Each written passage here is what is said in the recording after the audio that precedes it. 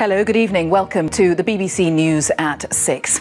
It was one of the defining images of the winter storms, the battered railway line at Dawlish on the Devon coast. When part of the sea wall protecting the track was swept away, the service, which links Cornwall and much of Devon with the rest of the UK, was cut off. Today, the line reopened and the Prime Minister declared the South West open for business again. The repairs have cost about £35 million and have taken 8 weeks to complete, with a team of 300 Network Rail staff working around the clock.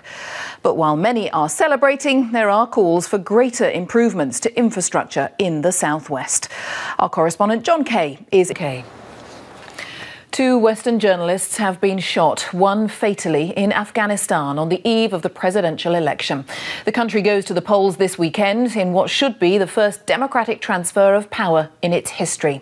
President Karzai is standing down after 13 years in power. There are 3 front-runners to replace him, but the elections have been overshadowed by a spate of bombings in recent weeks.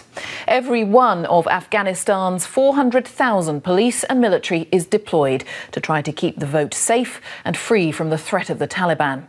But this morning, the 2 journalists were shot by a man wearing an Afghan police uniform. From Kabul, here's our Afghanistan correspondent, David Loyne. The Prime Minister has again defended the Culture Secretary Maria Miller over her expenses claims, following a series of stinging newspaper headlines. Mrs Miller made a 30-second apology to MPs yesterday for failing to cooperate with a Commons inquiry into her expenses. She was cleared of abusing her allowances, but was told to repay nearly £6,000. Here's our political correspondent, Vicky Young. She's responsible for bringing in stricter controls on the The time is 18 minutes past 6. Our top story tonight. After the winter storm. In the last few years, we've heard about the collapse of some of the big names on the British high street. Woolworths, HMV, Oddbins, among others. But a new report suggests it hasn't all been doom and gloom after a survey of all those thousands of stores that were affected. An analysis of the numbers shows just 20% of those on the high street remain vacant. Compare that to 29% in shopping centres and even more in retail parks, nearly 40% vacant. Our business correspondent Emma Simpson reports from Weston-super-Mare.